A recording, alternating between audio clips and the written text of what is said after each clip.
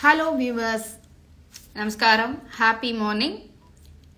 இன்னைக்கு ஒரு live show பண்ண போறோம். லா ஆஃப் அட்ராக்ஷன், பிரபஞ்ச ரகசியம் அப்படின்னு சொல்லி நம்ம நிறைய கேள்விப்பட்டிருப்போம். இது ஆன்மீகமா இல்ல சயின்ஸா அப்படின்ற கேள்வி நிறைய வரும். என்விஷன் மைண்ட் ஸ்டுடியோவோட மெயின் மோட்டோவே ஆன்மீகத்தையும் சயின்ஸையும் கனெக்ட் பண்ணி ரெண்டுத்துலயும் இருக்கிற காமன் மொடாலிட்டியை எடுத்து அதை யூஸ் பண்ணி மக்களுக்கு ஒரு நல்ல லைஃபை சேஞ்சிங் இதெல்லாம் கொடுக்கணும் அப்படின்றது தான் main aim of the envision the mind studio. So இந்த சேனல்ல இதுக்கு சம்பந்தமான கெஸ்ட்டை நம்ம கூப்பிட்டு பேசிட்டு இருக்கோம். அந்த வரிசையில் இன்னைக்கு ஒரு கெஸ்டோட நம்ம பேச போறோம். அது யாரு அப்படின்னு சொன்னா, அஸ்ட்ராலஜியில டாக்டர் பட்டம் வாங்கின திரு சிவகுமார் அவர்கள், founder of Sivamahima trust and Sivam astrology research சென்டரோட ப்ரொப்ரைட்டர். ஸோ அவரை நம்ம இன்னைக்கு கூப்பிட்டு அஸ்ட்ராலஜியும் சயின்ஸும் எப்படி அவர் சம்பந்தப்படுத்தி அவர் யூஸ் பண்றாரு, especially he is a life coach using astrology which is a new modality. So இதை பத்தி அவர்கிட்ட நம்ம பேச போறோம். Let's invite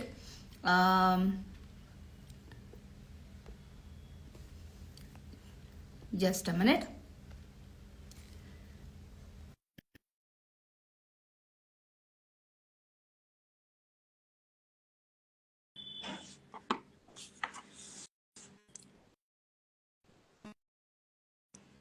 Yes. நமஸ்காரம். நன்னா இருக்கேன். Welcome to the show. So இன்னைக்கு என்னோட சேனல்ல எப்படி நம்ம ஒரு சயின்ஸ், சைக்காலஜி அண்ட் நம்மளுடைய ஆன்மீகம், ஸ்பிரிச்சுவாலிட்டி இது எல்லாமே ஒரே கோட்ல இருக்கிற விஷயம் தான். ஒவ்வொருத்தருக்கும் ஒன்னொன்னு புரியறதுன்றதுக்காக நம்ம வேற வேற மாதிரி சொல்லிட்டு இருக்கோம். ஆனா எல்லாமே ஒரே விஷயத்தை நோக்கி தான். அது அடிப்படை, the root is the same அப்படின்றத பரிபூர்ணமா நான் நம்புறேன். சோ அத பத்தி நம்ம மக்களுக்கு இன்னைக்கு எடுத்து சொல்லலாம். சோ நீங்க அஸ்ட்ராலஜில டாக்டர் பட்டம் வாங்கியிருக்கீர்கள். அது மட்டும் இல்ல, சைக்காலஜியும் படிச்சிருக்கீர்கள். இப்போ உங்களுடைய coaching based on psychology and astrology நீங்க எப்படி பண்றீங்க அப்படின்றது ஒரு வார்த்தையில எக்ஸ்பிளைன் பண்ண முடியுமா? நிச்சயம். வாய்ஸ் கேக்குறதா? என்னோட வாய்ஸ் கேக்குறதா? Okay, thank you. ரொம்ப சந்தோஷம். நீங்க சொன்னீங்கல்ல, சயின்ஸ், ஸ்பிரிச்சுவல் எல்லாமே கிட்டத்தட்ட ஒரே கோட்ல இருந்தா கூட அது ஒரு வகையில போய்கிட்டு இருக்கு அப்படின்னு சொல்லிட்டு இது ரெண்டு விஷயமா நம்ம பார்க்கலாம். ஒண்ணு மெய்ஞானம் அப்படின்னு சொல்லுவோம் நம்ம, இன்னொன்னு விஞ்ஞானம் அப்படின்னு பேரு. மெய்ஞானம் அப்படிங்கிறது என்ன அப்படின்னா, மனதை ஒருநிலைப்படுத்தி நம்மளோட முன்னாடி இருக்கக்கூடிய அந்த ரிஷிகள், அந்த முனிவர்கள்லாம் என்ன பண்ணா அப்படின்னா, இந்த உலகத்துல இதுதான் இருக்கு அப்படின்னு சொல்லிட்டு அனுமானம் பண்ணுவா. அதாவது பிரத்யக்ஷ பிரமாணம், அனுமான பிரமாணம்னு சொல்லுவோம். அனுமான பிரமாணம் அப்படிங்கிறது மெய்ஞானத்தின் மூலியமாக உணர்ந்து, இப்ப அந்த இருக்கக்கூடிய அந்த சாஸ்திரங்கள், மந்திரங்கள், வேதம், இதிகாசம், புராணம் இது எல்லாமே உருவாக்கப்படல, கண்டுபிடிக்கப்படுறது. ஏற்கனவே இந்த பிரபஞ்சத்துல இருக்கு. அதை கண்டுபிடிச்சாவா இந்த சாஸ்திரங்கள்ல இப்படி இருக்கு, உலகத்துல இத்தனை வகையான கிரகங்கள் இருக்கு, இத்தனை வகையான காற்றுக்கள் இருக்கு, இத்தனை வகையான தாதுக்கள் இருக்கு அப்படிங்கறத அவ நம்மள்ட்ட சொல்லியிருக்கா. இது மெய்ஞானம் அப்படிங்கிறது. விஞ்ஞானம் அப்படிங்கிறது என்ன அப்படின்னா, ரிசர்ச் மறு ஆய்வு தான். மெய்ஞானத்தோட பேரே பாத்தீங்க அப்படின்னா, ஏற்கனவே இந்த பிரபஞ்சத்துல இயற்கையால படைக்கப்பட்ட, இறைவனால படைக்கப்பட்ட விஷயங்களை மறு ஆய்வு பண்ணி நமக்கு சொல்லிக்கிட்டு இருக்காங்க. இந்த விஞ்ஞானம் அப்படிங்கிறது மாற்றத்திற்கு உட்பட்டது. ஒரு 100 வருஷத்துக்கு முன்னாடி ஒரு விஷயத்த சொல்லியிருப்பாங்க. இன்னைக்கு கண்டுபிடிக்கப்பட்ட விஷயங்களை என்ன பண்ணிருப்பாங்க அப்படின்னா, அது இல்ல இதுதான் சொல்லிட்டு ஒரு மாற்றத்துக்கு உட்பட்டு சொல்லுவாங்க. இன்னொரு 100 வருஷம் கழிச்சு இன்னும் ஒரு 2-3 தலைமுறைகள் மாற்றத்திற்கு அப்புறம் அது என்ன ஆகும், அந்த விஷயமும் மாறக்கூடியதா இருக்கும். ஏன்னா இது எல்லாமே பல எக்கச்சக்கமான விஷயங்கள் இருக்கு. ஏன்னா விஞ்ஞானத்துல பாத்தீங்க அப்படின்னா, பெருசா எதையுமே சராசரியான ஒரு 6 அடி இருக்கக்கூடிய ஒரு மனித உடம்பை இன்னும் ஆராய்ச்சி பண்ணிக்கிட்டு தான் நம்ம இருக்கோம். எத்தனையோ தலைமுறையா ஆராய்ச்சி பண்ணிட்டு தான் இருக்கோம். முன்னாடி பல்ச பிடிச்சு பார்த்து ஒரு சித்த மருத்துவர் இந்த வாதம், இந்த பித்தம், இந்த கபம், இந்த ஜுரம் இருக்கு, இந்த மருந்துன்னு சொல்லிட்டு இத்தனை வகையான வியாதிகள் இருக்குன்னு எழுதி வச்சுட்டு போன ஒரு சாதாரண விஷயத்த இன்னைக்கு நம்ம உடம்பு ஃபுல்லா ஆராய்ச்சி பண்றதுக்கு நூற்றுக்கணக்கான டாக்டர் இருக்காங்க. இருந்தாலும் மனசு எங்க இருக்கு, புத்தி எங்க இருக்கு, ஜீவன் எங்க இருக்குன்னு யாராலையும் இன்னும் பெருசா அறுதிக்கிட்டு சொல்ல முடியல. இதுதான் மெய்ஞானம்ங்கிறது உணர்ந்து சொல்வது, விஞ்ஞானம்ங்கிறது நான் கண்ணில் பார்த்தாதான் ஒத்துக்குவேன்னு சொல்றது. இதுதான் ரெண்டுக்கும் உள்ள பேதமா இருக்கு. இதுல நம்மளோட முன்னோர்கள் சொன்ன விஷயங்கள்ல ஜோதிடம் அப்படிங்கிற ஒரு விஷயத்த நம்ம சொல்லியிருக்காங்க. இப்ப அந்த ஜோதிடத்துக்கும் இந்த உளவியல் சார்ந்த விஷயங்களுக்கும் என்ன சம்பந்தம் அப்படின்னு பாத்தீங்க அப்படின்னா, ஒரே 700 கோடி வகையான மனிதர்கள் இப்போ உலகத்துல இருக்கும். எல்லாருக்கும் உணர்வுகள் அப்படிங்கிறது ஒரே மாதிரி இல்ல, ஏதோ ஒரு பேதம் இருக்கு. ஒண்ணு சூழ்நிலையா இருக்கணும், இல்லைன்னா வந்து அவங்களோட ஜீன் அடிப்படையில இருக்கணும். ஜீன் அடிப்படையில இருந்தா அப்பா அம்மா ஒருத்தரா இருக்கிறச்சு அவங்க ஃபேமிலியில ஒரு 10 குழந்தைங்க பிறகுதுன்னா 10 குழந்தைங்களோட குணாதிசயமும் ஒன்னாதான் இருக்கணும். அதை தாண்டி போய் ஒரே க்ஷணத்துல பிறக்கக்கூடிய ட்வின்ஸுக்கே குணாதிசயம் மாறுபடுறது. அப்படி இருக்கிறச்ச ஏதோ ஒரு விஷயம் வந்து இந்த மனிதனை இயக்குது. நம்ம இப்படிதான் ட்ரெயின் பண்ணி நம்ம வந்து இப்படிதான் இருக்கணும், இதுக்கு இப்படிதான் ரியாக்ட் பண்ணணும்னு சொல்லி குழந்தைங்களை நம்ம சொல்லி கொடுத்து வளர்த்தா கூட அந்த அவங்களுக்கு சுயமாக அந்த மனம் புத்தி வேலை செய்யறச்ச அவங்களோட பிஹேவியர் அப்படிங்கறது மாறுபடுது. இந்த மாற்றத்திற்கான காரணம் என்ன அப்படிங்கிறத பல வகையில நம்ம சிந்திக்கிறச்ச அதுக்கு வந்து இந்த ஜோதிடம் அப்படிங்கிறது உறுதுணையா இருக்கு. அவங்களோட அந்த குண அடிப்படைக்கும் இப்ப இருக்கக்கூடிய அவங்களோட சிந்தனைகளுக்கும் ஏதோ ஒரு வகையில இந்த ஜோதிடம் அப்படிங்கிறது தொடர்புல இருக்கு அப்படிங்கறத புரிஞ்சுக்க முடியுது.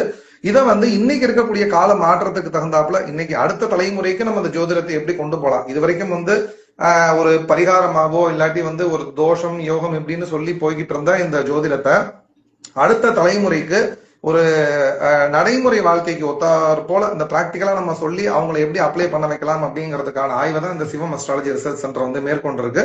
இதை தொடர்ந்து வந்து மானுட வாழ்க்கைக்கு தேவையான ஆக்கப்பூர்வமான ஒரு செயல்களை வந்து பண்ணணும் அப்படின்னு சொல்லிட்டு இந்த ஆராய்ச்சி தொடர்ந்து பண்ணிட்டு இருக்கோம். இதுதான் வந்து என்னோட இந்த ஜோதிடம் சார்ந்த விஷயங்கள்ல நம்மளால முடிஞ்சது. ஏன்னா என்ன பண்ணலாம் ஏது பண்ணலாம்னு தெரியாம நம்ம வந்து ஒரு மன உளைச்சல், ஒரு கவலை, குழப்பம், இப்படியே வரிசையா அதுக்கு நிறைய பேர் வச்சுக்கிட்டோம். ஸ்ட்ரெஸ், ஆன்சைட்டி அப்படின்னு சொல்லிட்டு நிறைய பேர் வச்சுக்கிட்டு போய்கிட்டே இருக்கோம். இதுக்கு நம்ம என்ன பண்ண முடியும், நம்மளால முடிஞ்ச சப்போர்ட் அஸ்ட்ராலஜி வச்சு என்ன பண்ணலாம் அப்படிங்கிறது தான் எங்களோட ஒரு நோக்கமா இருக்குது. சோ நீங்க அந்த சைக்காலஜியும் இன்க்ளூட் பண்ணி பண்றீங்க, லைஃப் கோச்சிங், சைக்காலஜி, அதோட சைக்காலஜி தான் உங்களுக்கு வாழ்க்கையே வந்து சைக்காலஜில தான் ஓடுது. உங்களுக்கு வந்து எல்லா விஷயங்களும் சந்தோஷமா இருக்கட்டும் துக்கமா இருக்கட்டும் எல்லாமே வந்து இது ஒரே வார்த்தையில சொல்லலாம், அதீதம் நன்றும் பிறர்தர வாரா அப்படின்னு சொல்லுவோம். ஏதோ ஒரு வகையில தொடர்ந்து நம்மளோட சிந்தனைகள் தான் நம்மளோட வாழ்க்கையா மாறிக்கிட்டு இருக்கு. எத்பாவம் தத்பவதி அப்படிங்கிறது கீதையோட சாரமா இருக்கு. நீ எதுவாக நினைக்கிறாயோ அதுவாகவே ஆகிறாய். அது இந்த பிறவியில நம்ம பார்த்த அனுபவமா இருக்கலாம், இல்ல ஏற்கனவே முற்பிறவியில நம்மளோட ஒரு சப்கான்சியஸ் மைண்ட்ல ரிஜிஸ்டர் ஆன பல விஷயங்களா இருக்கலாம். இந்த எல்லா விஷயங்களுமே வந்து நமக்கு வந்து ஏதோ ஒரு வகையில் தொடர்ந்து நம்ம சிந்தனைகளாவோ கனவுகளாவோ வந்துகிட்டே இருக்கு. இதை நோக்கி நம்ம சிந்திக்கிறச்சு என்ன ஆகுதுன்னா அதை நோக்கி நம்மளோட வாழ்க்கை பயணமாகுது. அப்படிங்கிறதுனால இது வந்து நிச்சயமா வந்து ஒரு கிரகங்கள் வந்து என்னதான் ஜாதகமா இருந்தா கூட 50% அந்த ஜாதகம்ங்கிறது வேலை செய்யுது. 50% பாத்தீங்க அப்படின்னா நம்மளோட பாசிட்டிவிட்டி, நம்மளோட நல்ல எனர்ஜி, நம்மளோட நல்ல சிந்தனைகள், நம்மளோட ஒரு ஆத்ம பலம் தான் இந்த பிரச்சனையை வந்து பெருசாக்குதா, இல்ல பிரச்சனையை வந்து சால்வ் பண்ணுதா, இல்ல பிரச்சனையை இக்னோர் பண்ணிட்டு நம்ம போறோமா, இதுலதான் வந்து நம்மளோட வாழ்க்கை பயணமே இருக்கு. இது வந்து அவங்களோட ஆத்ம பலத்தை பொறுத்து இருக்கு. எப்படின்னா ஒரே ஒரு இது சயின்ஸ் எப்படி சயின்ஸ் வந்து கிரகங்கள் எல்லாமே வந்து ஒரே மாதிரி இருந்தா ஒரு க்ஷணத்துல 10 பேர் பிறக்கிறாங்க, 10 பேருக்கும் ஒரே மாதிரி தானே ஜாதகம் வேலை செய்யும் நம்ம சொல்ல முடியாது. உதாரணத்துக்கு பாத்தீங்க அப்படின்னா ஒரு 10 வகையான சமையல் பொருட்கள் கொடுக்குறோம், ஒரு 10 பேர்கிட்ட கொடுக்குறோம். நம்ம ஒரே சேம் ஒரு மில்லிகிராம் கூட மாறாது. உப்பு, புளி, மிளகா, மஞ்சப்பொடி எல்லாமே எல்லாமே கொடுக்குறோம். சேம் அடுப்பு கொடுக்குறோம், சேம் பாத்திரம் கொடுக்குறோம். ஆனா வந்து சமையல் ஒன்னா தானே வரணும். சயின்ஸ் அப்படின்னா சமையல் ஒன்னா வருமா? வராது. அவங்களோட அந்த மனோதர்மம்னு ஒண்ணு இருக்கு இல்லையா, அது உள்ள வரும். அந்த கைப்பக்குவத்துக்கு தகுந்தாப்புல எப்படி சமையல் ருச்சி மாறுறதோ அந்த மாதிரி மனப்பக்குவத்துக்கு தகுந்தாப்புல வாழ்க்கை முறை மாறும் அப்படிங்கிறதுதான் இதுல நம்ம சொல்ல வேண்டியிருக்கு. கிரகங்கள் 9 ஒரே மாதிரி ஒரு கட்டத்துல வந்து 2 பேருக்கு உட்கார்ந்துருந்தா கூட அவங்களோட பூர்வ ஜென்ம சுக்கிரதம், அவங்களோட மனநிலை அப்ப எப்படி இருக்கு, அவங்களோட வாழ்வியல் சூழ்நிலையில எவ்வளவு நேர்மறையான மனிதர்கள் கூட இருக்காங்கிறத வச்சு அவங்களோட அந்த பிரச்சனைகளோட அணுகுமுறைங்கிறது மாறுது. அதுக்கு தகுந்தாப்புல அவங்க வந்து வாழ்க்கையை சந்தோஷமாவோ துக்கமாவோ பாத்துக்கிட்டு இருக்காங்க அப்படிங்கிறதுதான் உண்மையும் கூட. Fantastic. as you rightly said, நீங்க அந்த ஆன்ம பலம் வேணும் அப்படின்னு நீங்க சொன்னீங்க இல்லையா. சோ இந்த என்விஷன் மைண்ட் ஸ்டுடியோவோட ஒன் ஆஃப் த இம்பார்ட்டன்ட் இது என்ன அப்படின்னு சொன்னா இந்த ஆன்ம பலத்தை வந்து சயின்டிபிக்கான முறைப்படி அதை எப்படி எம்பவர் பண்ணி விடுறது. சோ எம்பவரிங் பீப்புள் அவங்க வந்து அவங்க மனசை அவங்களே ஆராய்ச்சி பண்ணி எந்த சுக துக்கம் எது நடந்தாலும் அந்த டைம்ல அவங்களே அவங்களுடைய கண்ட்ரோல்ல எடுத்துன்னு அதை எப்படி மாத்திக்கிறது அப்படின்றதுக்கான டெக்னிக்ஸ் தான் சொல்லி கொடுக்குறோம். இல்லைன்னா அதுல ரோலர் கோஸ்டர் மாதிரி போயிடுறது, இந்த எமோஷன் ரோலர் கோஸ்டர் மாதிரி போயிடுறாங்க. இப்ப இந்த டெக்னிக்ஸ் எல்லாம் அவங்க கத்துக்கும் போது இவங்க தன்னைத்தானே காப்பாத்திக்க முடியறது, இவங்களை சுத்தி இருக்கிறவங்களும் அவங்களும் எம்பவர் பண்ண முடியுது. சோ தட் நம்ம முன்னாடி காலத்துல நம்ம கூட்டு குடும்பமா இருக்கும்போது நிறைய வயசானவங்க, எக்ஸ்பீரியன்ஸ்டு வயசான தாத்தா பாட்டி மாமா மாமி அத்தை அவங்களா இருப்பாங்க. சோ இந்த மாதிரி எமோஷனல் டிப் வரும்போது அவங்க வந்து இதெல்லாம் ஒண்ணும் இல்ல, சும்மா தூசு, இந்த காதுல வாங்கி அந்த காதுல விடு, எழுந்துக்கோ, வேலை செய் அப்படின்னு சொல்லிட்டு நம்மள அப்படி தூக்கி விடுறதுக்கு நம்மளை சுத்தி நிறைய பேர் இருந்தாங்க. ஆனா இன்னைக்கு எல்லாம் ஒரே கூட்டு குடும்பம் இல்லாம இண்டிவிஜுவலா தனித்தனி தீவா எல்லாரும் வாழும் போது ஒருத்தர் மனசுக்குள்ள லோவா இருக்காங்கன்றத கூட வெளியில காட்ட முடியாம நிச்சயம் ஒரு பொய் சரியான ஒரு சிரிப்பு, ஒரு ஒரு அப்படியே நல்லா இருக்கிற மாதிரி ஒரு மென்டல் ஸ்டேட் வெளியில ஸ்டேட்டை காமிச்சிட்டு ஆனா உள்ள ரொம்ப லோவா இருப்பாங்க. என்ன நடக்கிறது மத்தவங்களுக்குள்ளன்னு கூட பார்க்க முடியாத அளவுக்கு சூழ்நிலை போயிட்டு இருக்கு. ஸோ இந்த என்விஷன் மைண்ட் ஸ்டுடியோட மெயின் எய்ம் என்னன்னா இந்த மாதிரி self empowerment of emotional intelligence அதை தான் ஃபோக்கஸ் பண்ணி இப்போ நான் அதுக்கான டெக்னிக்ஸை சொல்லி கொடுத்துட்டு இருக்கேன். ஏன்னா இந்த காலத்து குழந்தைகள்லாம் ஏன் எதுக்கு கேள்வி கேட்கிறாளே, அதனால ஸோ என்னோட ரூட் வந்து ஆன்மீகத்துல தான் இருக்கு. ஆனா நான் வந்து சயின்ஸை யூஸ் பண்ணி நான் இதை எம்பவர்மெண்ட்க்கு யூஸ் பண்ணிக்கிறேன். ஸோ தட் ரெண்டையுமே நான் கோட் பண்ணுவேன். யாருக்கு ஸ்பிரிச்சுவலா அதுக்கான விஷயம் தெரியணுமோ அதுக்கான ஸ்பிரிச்சுவல் கோட் நான் கொடுப்பேன். அதே சமயத்துல அதுக்கான சயின்டிபிக் எக்ஸ்பிளனேஷன் வேணும்னா அந்த சயின்ஸை நம்ம நம்பினா கூட, சயின்ஸ்ல இதுதான் புரிஞ்சுக்கிட்டா கூட, இதை நம்ம அப்ளை பண்ணிக்கிறதுக்கு நமக்கு ஒரு பலம் தேவை, ஆத்ம பலம் தேவை. ஒண்ணு ஒரு இன்னொரு நபரை நம்ம நம்பிக்கிட்டு இருக்க முடியாது. பிரச்சனை வரைச்சா ஒரு தடவை தட்டி கொடுப்பாங்க, ரெண்டாவது தடவை தட்டி கொடுப்பாங்க, மூணாவது தடவை அவங்க வந்து உன் லைஃப் நீ பாத்துக்கோன்னு போயிருவாங்க. நமக்கும் வந்து ஆத்ம பலம்ங்கிறது எப்பயும் இருக்கும்னு சொல்ல முடியாது. நம்ம எமோஷனல் கூட போயிருச்சு என்ன ஆகுது அப்படின்னா இந்த ஆத்ம பலம்ங்கிறது காணாம போயிருது. ஏன்னா எமோஷன்ல போய் நம்ம மாட்டிக்கிறோம். அப்படி இருக்கிறச்ச நிச்சயம் வந்து ஒரு மூணாவது சுப்பீரியர் பவர் ஒண்ணு இருக்கு, அதை நம்மளை காப்பாத்தும் அப்படிங்கிற ஒரு கான்பிடன்ட் இருந்தாதான் தொடர்ந்து நம்ம அந்த கான்சியஸ்னஸ் நம்ம தக்க வச்சுக்க முடியும் அப்படிங்கிறது தான் இந்த ஸ்பிரிச்சுவாலிட்டியோட ஒரு உண்மை. கண்டிப்பா. இப்ப நீங்க வந்து அந்த எமோஷன்ஸ் பத்தி நீங்க வந்து ஸ்பிரிச்சுவாலிட்டியில, அதாவது அஸ்ட்ராலஜில இந்த எமோஷன்ஸ் பத்தி நீங்க வந்து எப்படி அத ரிலேட் பண்ண முடியும்? எமோஷன்ஸ் அப்படின்னு நம்ம பார்த்தோம் அப்படின்னா ரொம்ப நேரம் நான் சிந்திச்சுக்கிட்டு இருந்தேன். சரி, வந்து கிரகங்களுக்கும் அந்த உணர்வுகள், அந்த ஒரு அந்த உளவியல் ரீதியான ஒரு காரணிகள் நம்ம சொல்றச்ச நிறைய விஷயங்கள் இருக்கு. ஒரு கிரகத்துக்கு நம்ம எடுத்துக்கிட்டோம் அப்படின்னா கிட்டத்தட்ட வந்து நம்ம உளவியல் ரீதியா பாத்தீங்க அப்படின்னா கிட்டத்தட்ட ஒரு 70,000 வார்த்தைகள் இருக்கு அப்படின்னு சொல்லி சொல்றாங்க. உளவியல் கோட்ல மட்டும் வந்து நம்ம வந்து அவ்வளவு வார்த்தைகள் இருக்குன்னு சொல்லி சொல்றாங்க. ஆனா இருக்கிறது மொத்தமே 9 கிரகங்கள் தான் இருக்கு. சரி, இதை ஃபைன் பண்றதுக்கு என்ன அப்படின்னு நான் சிந்திக்கிறச்ச பாத்தீங்க அப்படின்னா அந்த நவரசம் அப்படிங்கிற ஒரு விஷயத்த நான் பார்த்தேன். 9 வகையான ஃபீலிங்ஸை வந்து பரதநாட்டியத்துல நவரசம் அப்படின்னு சொல்லி காமிக்கிறாங்க. அந்த நவரசத்தோட இந்த 9 கிரகங்களை கம்பேர் பண்ணி பார்க்கலாமா அப்படின்னு சொல்லி பாக்குறச்ச அப்படியே கிட்டத்தட்ட ஒன்னா ஒத்து போறது.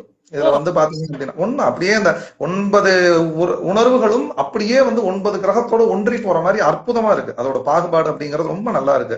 இதுல பாத்தீங்க அப்படின்னா மொத்தம் 9 கிரகங்கள் நமக்கு எல்லாருமே தெரியும். சூரியன், சந்திரன், செவ்வாய், புதன், சுக்கிரன், குரு, சனி பகவான், ராகு, கேது அப்படின்னு சொல்லிட்டு 9 கிரகங்கள் நம்ம சொல்லியிருக்கோம். இந்த 9 கிரகங்களும் 9 வகையான உணர்வுகளை, அதாவது அதோட மெயின் அதை தாண்டி அதுக்கப்புறம் அது கிளைகள்லாம் நிறைய போய்கிட்டே இருக்கு. இதுல வந்து சூரியனுக்கு பாத்தீங்க அப்படின்னா அந்த வீரம் அப்படிங்கிற ஒரு உணர்வு இருந்துகிட்டே இருக்கும்.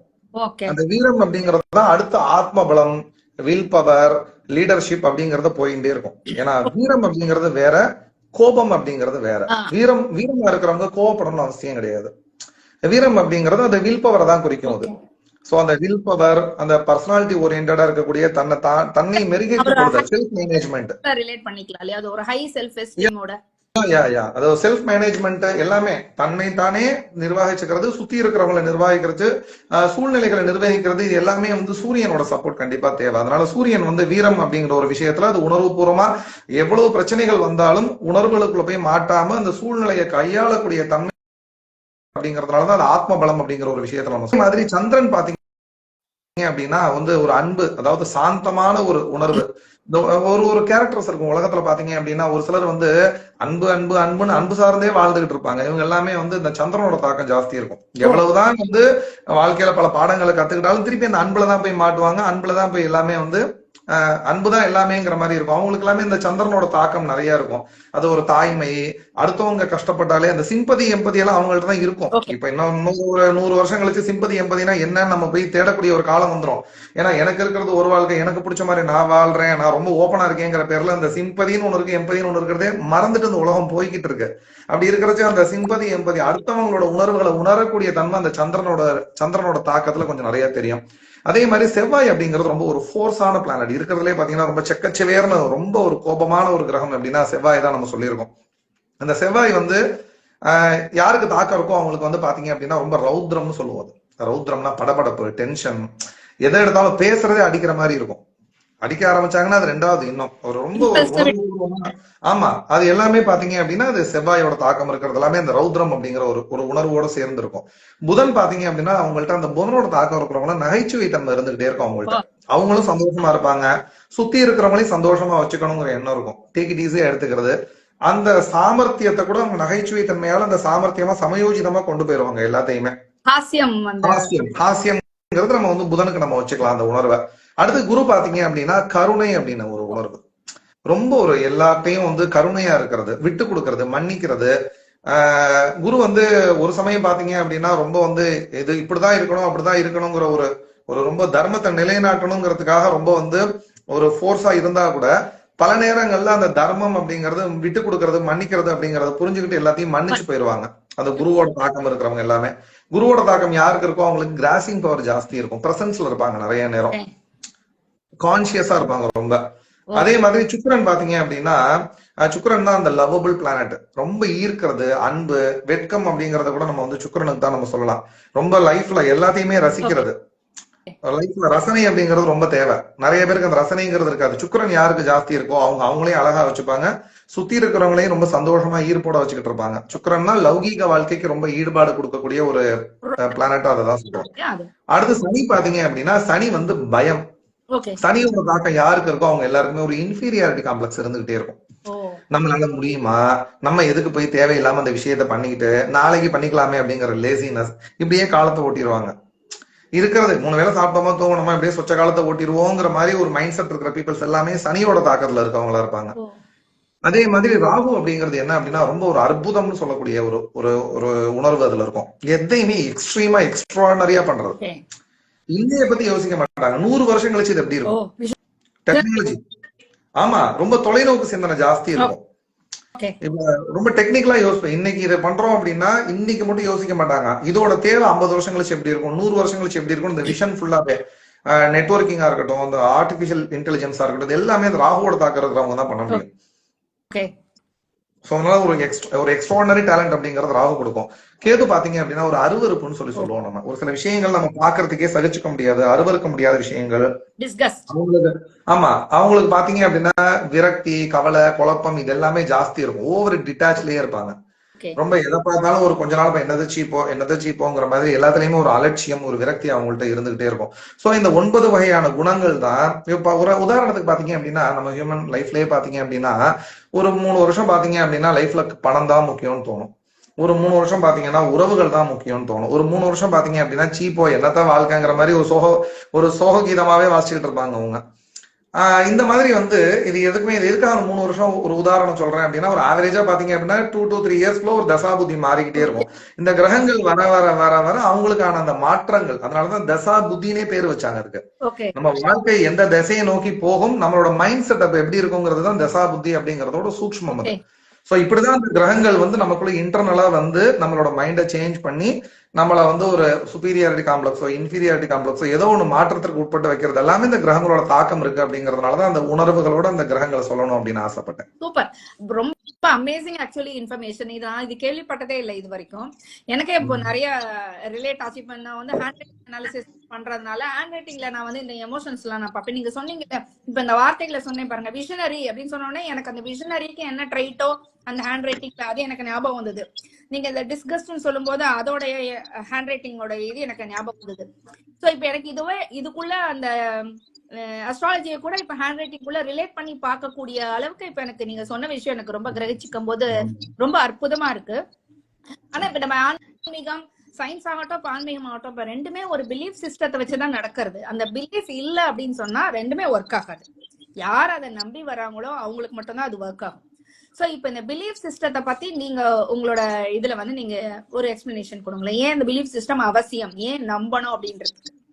நீங்க உலகத்துல அனைத்து கண்டுபிடிப்புகளும் கண்டுபிடித்தவர் எல்லாமே பாத்தீங்கன்னா ஏதோ ஒரு பிலீவிங் சிஸ்டத்துல தான் இருந்திருக்காங்க. பிலீவிங் சிஸ்டம் இல்லைன்னா அவங்களால எந்தையுமே கண்டுபிடிச்சிருக்க முடியாது. தொடர்ந்து அதை சிந்திச்சுக்கிட்டே இருந்திருக்காங்க. நம்மளால முடியும் நினைச்சுக்கிட்டு இருந்திருக்காங்க.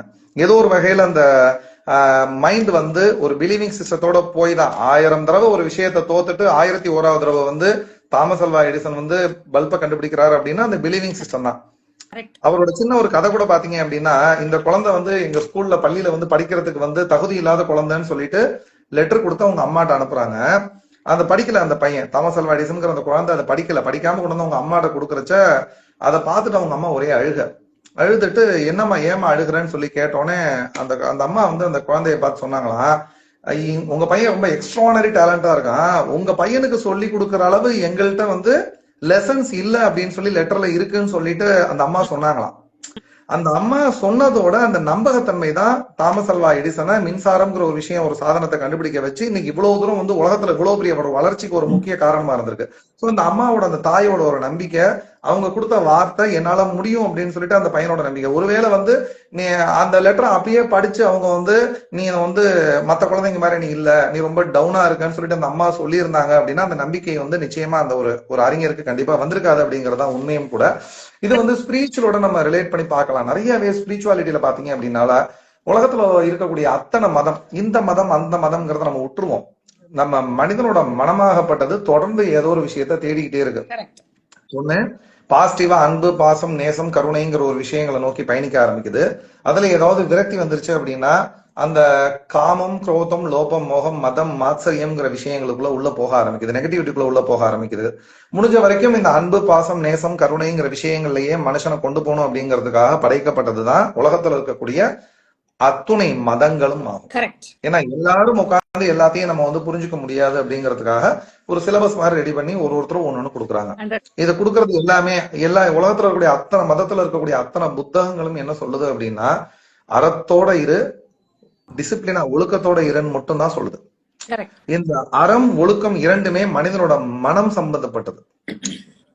கீதையில இருக்கு எத்பாவம் தத்பாவதி, நீ எதுவாக நினைக்கிறாயோ அதுவாகவே ஆகிறாய். அப்ப எது நினைக்கணுங்கிறத கூட இந்த மதம் தான் நமக்கு சொல்லி தருது. சோ ரிலீஜியன் தான் நமக்கு சொல்லி தருது. நீ எதை நினைக்கணும், கொஸ்டின் நிக்குதுல, எதுவாக நினைக்கிறாயோ அதுவாக ஆகிறது. நீ எதை நினைக்கணும், தொடர்ந்து தர்மத்தையே நினை.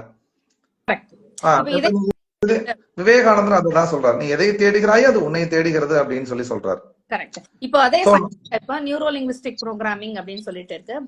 பிரெயினோட நியூரான்ஸ படிக்கிறோம். அத பத்தி எப்படி வேலை செய்யறதுன்னு, பிரெயின் ஒரு கேட்ஜெட் மாதிரி பார்த்து, கம்ப்யூட்டர் மாதிரி பார்த்து அது எப்படி வேலை செய்யறதுன்னு பார்க்கும்போது where is your focus there is your life அப்படின்றாங்க. எந்த இடத்துல உங்களுடைய ஃபோக்கஸ் நீங்க வைக்கிறீங்களோ அதன்படிதான் உங்க வாழ்க்கை பாதை மாறும். சோ இப்போ அனாலிசிஸ் எப்படி பண்ண போறோம்னா, நீங்க எங்க நோக்குறீங்க, what is your looking at, என்ன எதை பத்தி நீங்க சிந்தனை பண்ணிட்டு இருக்கீங்க, அது உங்களுக்கு வேணுமா வேண்டாமா, வேண்டாம்னா அதை விட்டுட்டு எது வேணுமோ அதை வந்து விஷுவலைஸ் பண்ண வைக்கிறது.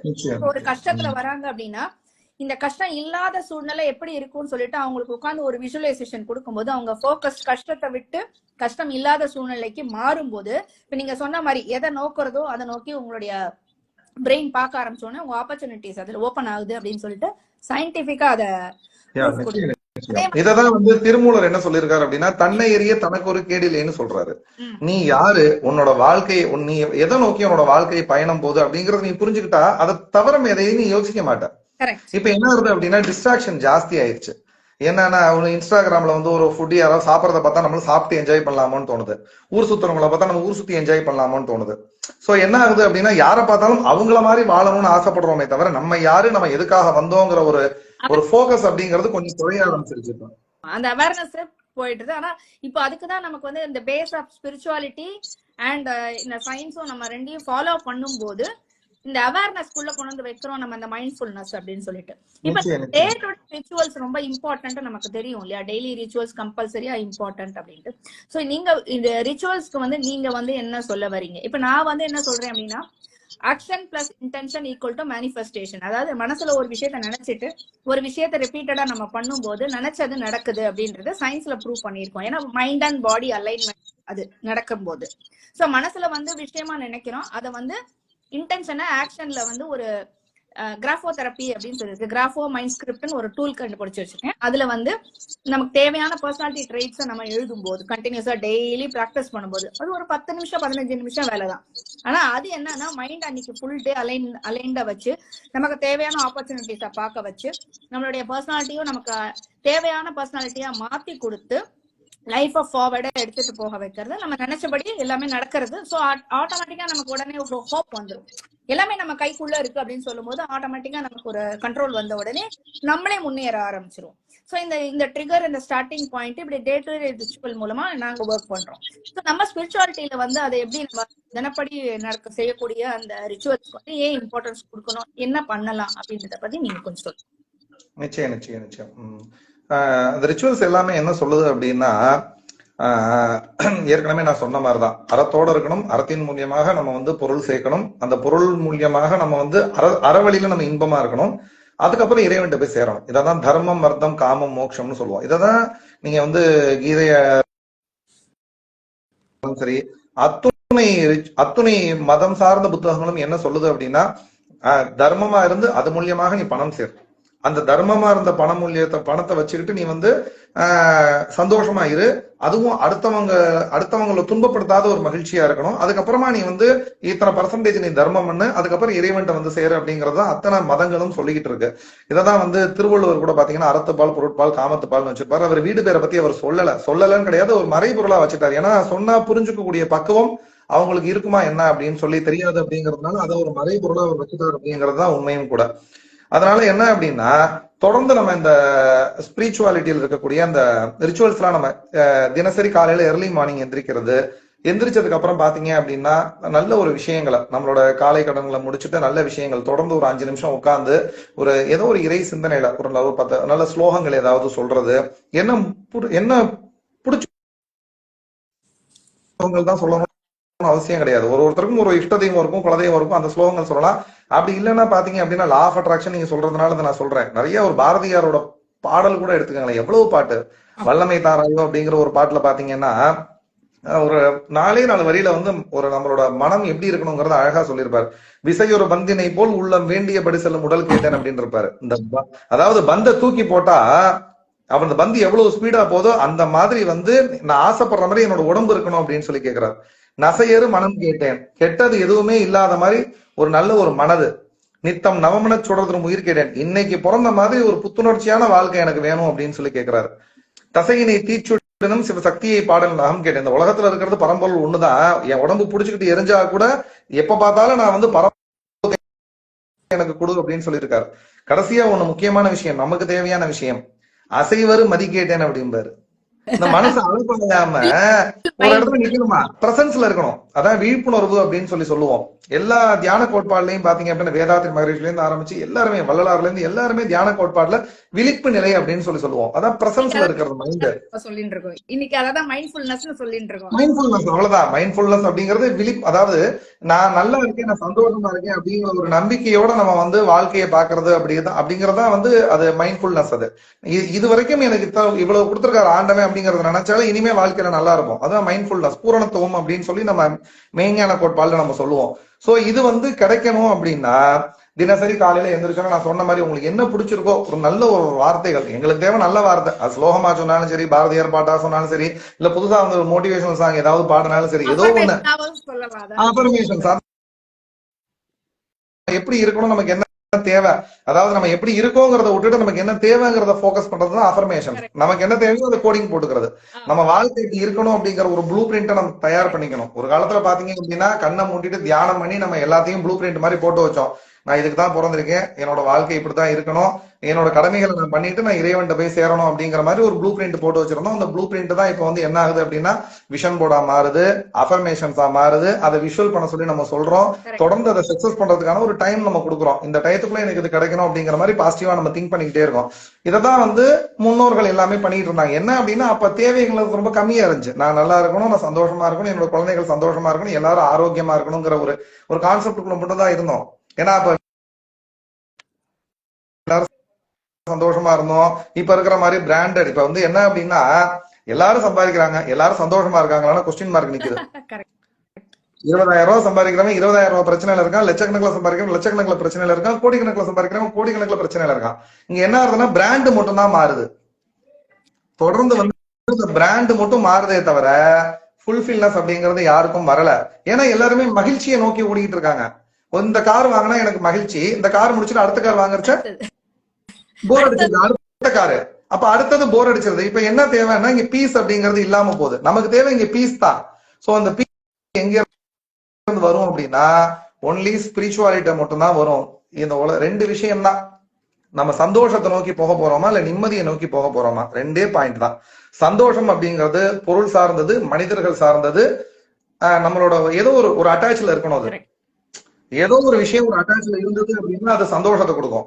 பட் நிம்மதி அப்படிங்கிறது என்ன அப்படின்னா டிட்டாச்ல வர்றது. இது இல்லாம இருக்கிறது எனக்கு நிம்மதி, இது இல்லாம இருக்கிறது எனக்கு நிம்மதி. அதுக்காக வந்து நம்ம எல்லாத்தையும் டிட்டாச் பண்ணிட்டு போகணும்னு நான் சொல்ல. ஓவர் அட்டாச் எல்லாத்தையும் புடிச்சு வச்சுக்காம இருந்தா நமக்கு எது தேவைங்கிறத புரிஞ்சுக்கிட்டு நம்ம புடிச்சு வச்சுக்கணும். அதான் 100 இருந்தாலும் பாயிண்ட் இல்லாட்டியும் ஒண்ணுதான்ற மாதிரி ஒரு ஸ்டேட்ல இருந்து ஒரு மைண்ட் செட். கிடைச்சா சந்தோஷம், கிடைக்கலன்னா அதை விட சந்தோஷம். இதை விட நம்ம போய்கிட்டே இருக்கணும். கரெக்ட். இது கிடைச்சா சந்தோஷம், கிடைக்கல அப்படி இந்த கதவு திறந்தா சந்தோஷம், திறக்கலையா இதை விட நல்ல கதவை இறைவன் திறப்பாரு அப்படிங்கிற ஒரு மெச்சூரிட்டி பக்குவத்தை கொடுக்கறது தான் இந்த ரிச்சுவல்ஸ்ல வரக்கூடிய ஒரு விஷயமா இருக்கு. சோ அதனால தொடர்ந்து ஒரு 1/4 மணி நேரம் ஒரு இறை கோட்பாடோட மனசை நினைச்சு என்ன தேவையோ நீங்க என்ன சொல்றீங்களோ அதே அஃபர்மேஷன்ஸ் மாதிரி மனசுல நல்லதை சொல்றது, நல்லதை பிரார்த்தனை பண்றது, இது எல்லாத்தையும் உட்கார்ந்து நம்ம வந்து காடு மலைகள் தாண்டி போய் நம்ம வந்து சித்தர்கள் மாதிரி நம்மளால தபஸ் பண்ண முடியாது அப்படிங்கறதுனால நல்ல வைப்ரேஷன் இருக்கக்கூடிய பக்கத்துல இருக்கக்கூடிய கோவில்ல போய் இறைவனை கண்ணால பார்த்து மந்திரத்தை காதால கேட்டு நம்ம சரீரத்தினால சுவாமிக்கு ஒரு நமஸ்காரம் பண்ணி நல்ல ஒரு நறுமணமான விஷயங்களை மூக்குல நுகர்ந்து ஏக சிந்தனையோட 5 புலன்களையும் ஒடுக்கி நம்ம உட்கார்ந்து ஒரு 2 நிமிஷம் நம்ம பிரார்த்தனை பண்றதுனால இந்த விஷயங்கள் சீக்கிரம் கிடைக்கும் அப்படிங்கிறது ஒரு சின்ன விஷயமா இருக்கு. எல்லாரும் 5 பூதங்களையும் கரண்ட் கிடைக்குது, நம்ம காத்துல ஒயர காமிச்சா நம்ம சார்ஜ் ஏத்திக்க முடியாது மொபைல்ல. அதுக்குன்னு ஒரு பவர் பேங்க் நமக்கு தேவைப்படுது. அந்த மாதிரி அனைத்து இடங்களையும் இறைவன் இருந்தா கூட நமக்கு ஆலயம்ங்கிற ஒரு விஷயம் தேவைப்படுது. ஆனா மனது லயம்னா லயப்படுற இடம். மத்த இடத்துல நீ போய் உட்கார்றதை விட ஆலயத்துல போய் நம்ம உட்கார்ந்தோம் அப்படின்னா மனம் லயப்படும். இதே அஃபர்மேஷனை இதே விஷுவலைசேஷனை நம்ம வீட்டுல உட்கார்ந்து பண்றதை விட நம்ம ஆலயங்கள்ல போய் உட்கார்ந்து பண்றச்சு அதோட பல மடங்கு அதோட வீரியம் ஜாஸ்தி இருக்கும் அப்படிங்கறதான் இந்த ரிச்சுவல்ஸ்ல நாங்க சொல்ல வரோம். ஆன்மீகத்திலையும் அதை தான் சொல்ல வரோம், மற்றபடி வேற ஒன்றும் இல்லை. இதுதான் தொடர்ந்து வந்து உங்களோட பயணமாகப்பட்டது அற்புதமா நல்ல ஒரு நிறைய ஒரு 100 பேர் 1000 பேர் 2000 பேர்னு பல பேர் வாழ்க்கையில வந்து ஒரு மன மகிழ்ச்சியோட வாழ்றதுக்கு வந்து உங்களோட பயணம் வந்து சப்போர்ட் பண்ணணும் அப்படின்னு சொல்லிட்டு பிரார்த்தனை பண்ணிக்கிறேன். ரொம்ப ரொம்ப சந்தோஷம் உங்களோட நிறைய புது விஷயங்கள் தெரிஞ்சுட்டோம். இப்போ சயின்ஸுக்கும் ஸ்பிரிச்சுவாலிட்டில எவ்வளவு இம்பார்ட்டன்ட் லிங்க்ஸ் இருக்கு, நம்ம முன்னோர்கள் சொன்னதை நம்ம ஃபாலோ பண்ணணும், இது எல்லாமே நமக்கு தெரிய வந்தது. ரொம்ப சந்தோஷம் உங்களை இன்னைக்கு நான் மீட் பண்ணி. நடுவுல நிறைய கொஞ்சம் கால்ஸ் கொஞ்சம் வந்துட்டே இருந்தனால தொந்தரவு இருந்திருக்கும். சரி சரி சரி. கண்டிப்பா நம்ம மீண்டும் சந்திக்கலாம், நிறைய விஷயங்களை பத்தி பேசலாம்.